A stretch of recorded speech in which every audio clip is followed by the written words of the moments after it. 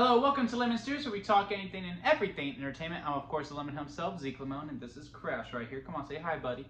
And this is my review for Monday Night Raw, May 20th, 2024. But before we get into that, let's get the house clean out of the way, shall we? I'm just leave a like, comment below, let me know your thoughts on this week's episode of Raw. And, of course, hit that subscribe button as it helps me grow into my YouTube career. I would greatly appreciate it. My dog will also really appreciate it, too, because he gets an extra treat if you hit that subscribe button. So please, consider doing it, and you'll make us both very, very happy. Now, let's get into the review, shall we? So, the go-home show for Monday Night Raw, heading into the King and Queen of the Ring tournament. We have the semifinals between Liv and Becky versus Io Sky, and Gunther versus Jey Uso, along with building up the Intercontinental Triple Threat. Becky and Liv had a segment, and then a bunch of filler. That was really what this episode of Raw really was. Didn't really get me super amped and hyped up for King and Queen of the Ring. I mean, granted, I was already kind of excited for it.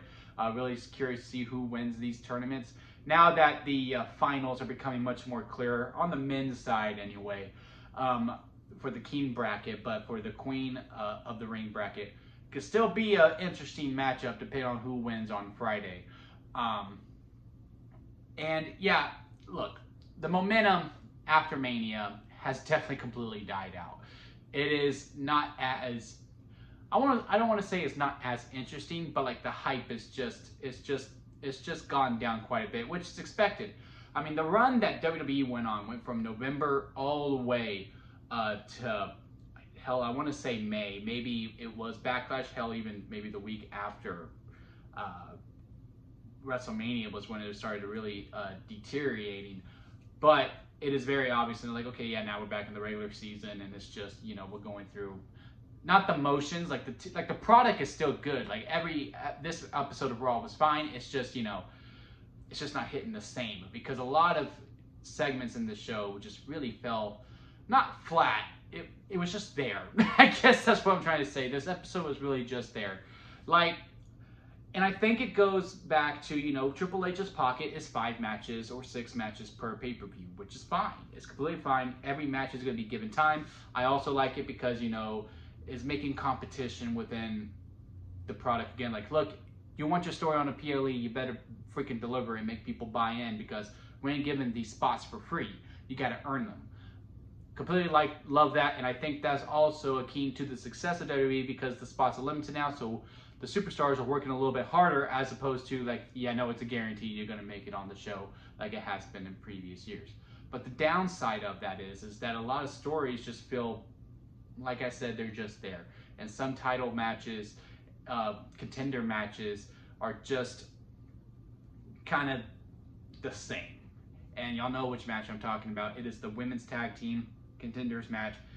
I just feel like, not just for the women's, but also for the men's as well, it's just a, you know, a rehash of this type of match. We're like, okay, well, we're just gonna merge a bunch of tag teams together and we're just gonna let them fly. Granted, the match is always entertaining and it's really good.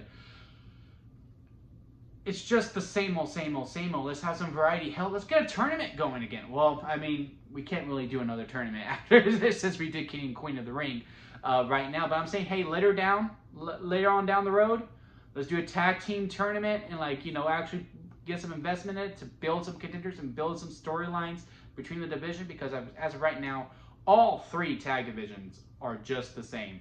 There's a fatal 4-way, a team wins, the team holds on to the title, copy and paste and repeat. Happened with the Judgment Day versus R-Truth and Finn Balor, and now it's happening with what later down is going to be Shayna Baszler and Zoe Stark versus Jade Cargill and Bianca Belair. I do not think that would happen at Clash of the Castle. I think that's going to happen on an episode of SmackDown, or hell, maybe Raw. They bring Bianca Belair and Jade Cargill over there. It'd be good for them, especially with the injury bug that Raw has right now. Again, I'm liking the team of Shayna Baszler and Zoe Stark, and I'm also very intrigued by the storyline element added that Sonya Deville might be managing them.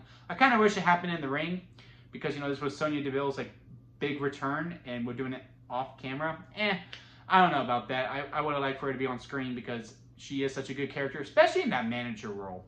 I kind of hope like she becomes like a mediator, because like in that management role where, you know, she was like the GM of SmackDown and the GM of Raw, she really thrived in that, and also managing these two, pit bulls between Shayna Baszler and Zoe Stark. If it's given time, it could really sing. Just the presentation of her coming back. Wish I would just liked a little bit more there, but hey, I'm very intrigued to see where it goes. As for, do I expect them to win the WWE Women's Tag Titles? No, I do think Jade and Bianca are going to hold those belts for a while.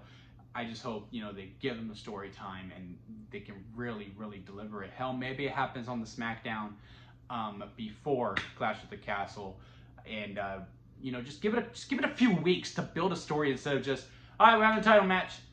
Okay, we had the title match. Now we have another Fatal 4-Way, because that's really how it is for all of these tag divisions. And then let's touch on the R-Truth and the Awesome Truth versus the Judgment Day match. I like the ending of it. It was a story-driven match, building up the Braun Strowman angle with JD McDonough. I thought we were going to build this up because, we were doing Braun versus Damian at King and Queen of the Ring. Obviously, that's not the plan anymore.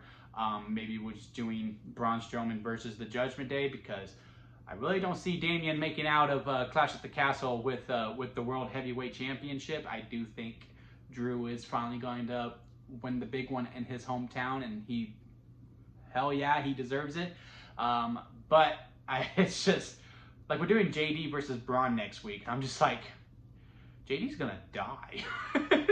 And, I just don't know how much more intrigue there can be if it's not for a title with Braun.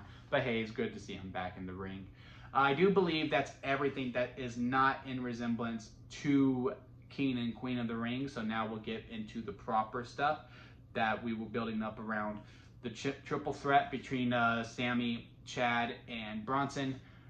Promo segment to kick off Raw. It was the same old, what we already know. Sammy going, I have a professional beef with Braun, but I have a personal beef with Chad, and I just want to get them both over with at the same exact time. And then Chad came out and just belittled the Alpha Academy, destroy them. Absolutely love this segment. I feel like this was the segment that got him there, which is, I was like, man, they might need to pull the trigger and give Chad the belt to really solidify this heel turn. As long as Chad doesn't get pinned, at least as long as he doesn't get pinned, which means either Bronson or Sammy needs to get pinned for the belt, it'll be fine. Because now I'm thinking, this is money, especially after the match with Chad won, with Otis finally helping him and slowly creeping into the dark side. And that's a program we got to do later down the road, Otis versus Gable, when Otis finally breaks free. We're basically doing the bloodline with Sami Zayn, and they admitted to that later on down the show when Otis came to Sami and said, hey, sorry for costing you the match. I'm just, I'm stuck. And he going, and Sami's like, look, I get it. I've been where you're at, but trust me, it's easier once you get out. I would know. And that's basically them acknowledging, look, we're doing the bloodline again, but it works. Y'all are into it. And when that moment happens, it's going to be great. However, I do think now with Chad, now getting the "You Suck" chant, and hopefully it carries on. I do not know where they're at next.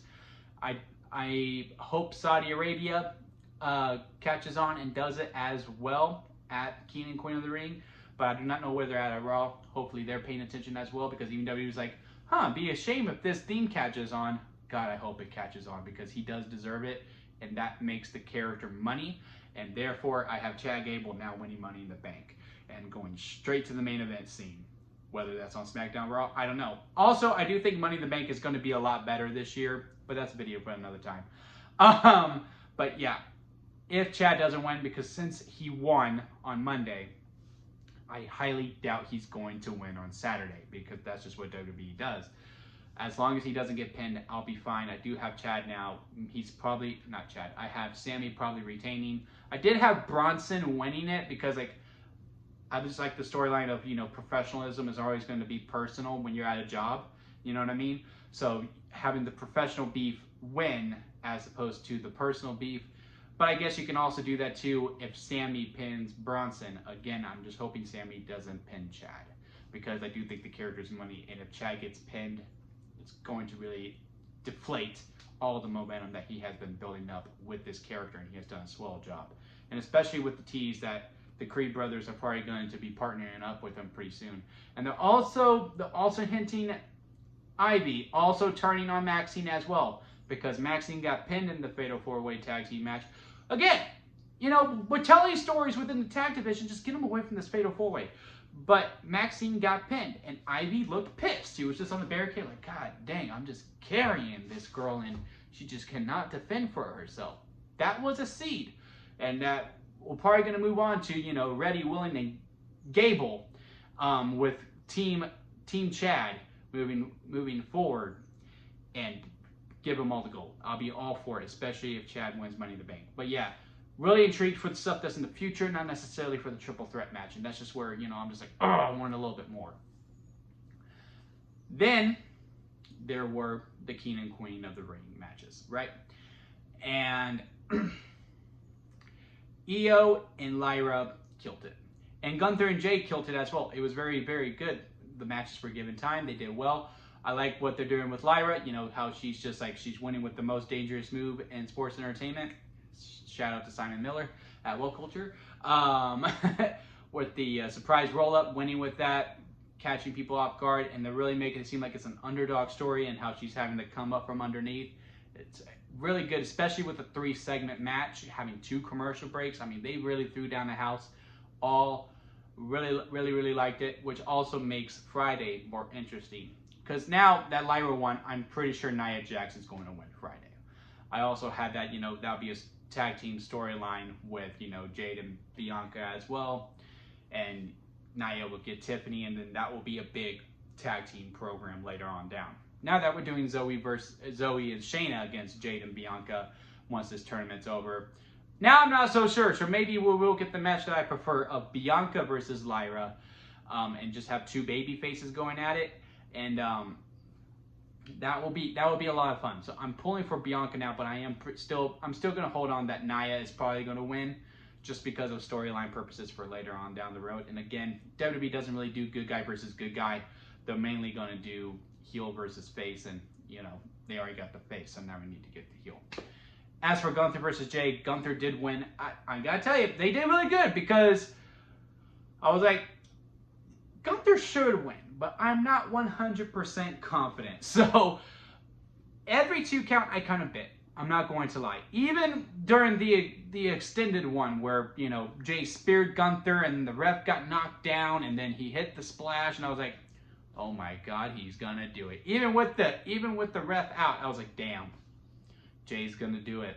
And who knows what's gonna happen Friday. If Jay would have won, it did become like a what's gonna happen Friday. But since Gunther won, also with Gunther winning with many different ways, I think he has won every match with a different move every single round, because I do believe he won round 1 with a pin, with the power bomb, I believe, and then round 2 he won with the submission, the Boston Crab, and then in the semis he won with the sleeper, and Jay passed out. So now once we get to the finals, it's like, how the hell is Gunther going to win? Is he going to win by pinfall or submission? And if he does win by submission, which one?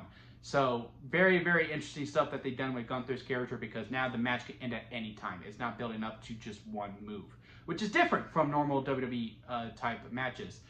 But with Gunther being the heel, there's no way Tama Tonga's going to win on Friday. It's obviously going to be Randy Orton versus Gunther now. If Tama wins, I'll be very, very surprised. And questioning the booking.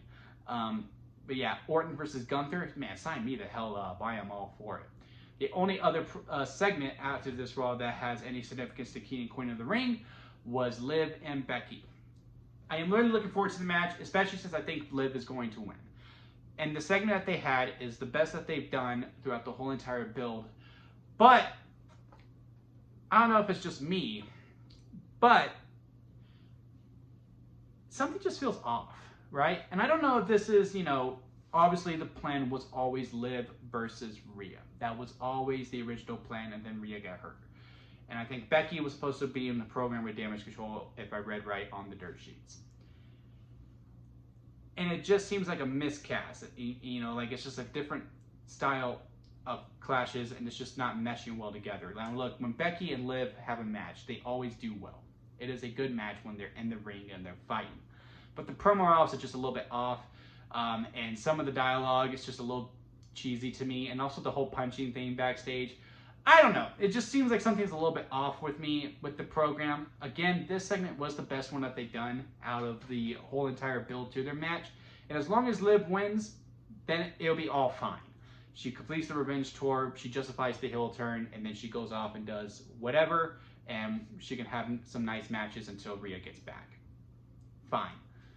If Becky wins, though, this is going to really, it's just going to make the whole build and match kind of dirty. So this is definitely remain and see until Saturday. But yeah, that's really it. That was for Raw. Again, everything extra. I know we had some Damian stuff while we're building up to break up to Judgment Day, but again, it just kind of feels like filler. We had the attack with LWO, but again, it's just like, what are we doing? It's kind of the same thing over and over again. And then the other things too, and I just think that's the hurt with the, you know, we're only going to put 5 matches on a PLE, which again is good because it makes competition, but also some of the matches and some of the setups is just like, well, I gotta wait a couple more weeks until, you know, this character means something again.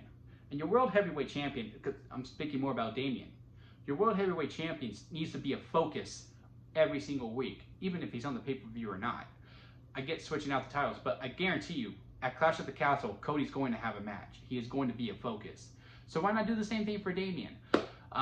But, you know, that's for next week to see how we are going to do there. But yeah, let me know your thoughts of Raw. Are you like me where you're kind of like, well, it didn't really feel like a go-home show. It just kind of felt like it was there. Some of the matches seemed pretty fine. Mainly excited for King and Queen of the Ring. But everything else, I'm just kind of like, whatever. But yeah, comment below, let me know. Hit that subscribe button if you did enjoy this video. Also do movie reviews if you're interested in that. Also got, you know, a bunch of TV shows up. We got good TV heading next month with House of the Dragon and The Voice. So hit the subscribe button for that. But yeah, until next time, guys, I'll see you here at Limit Studios.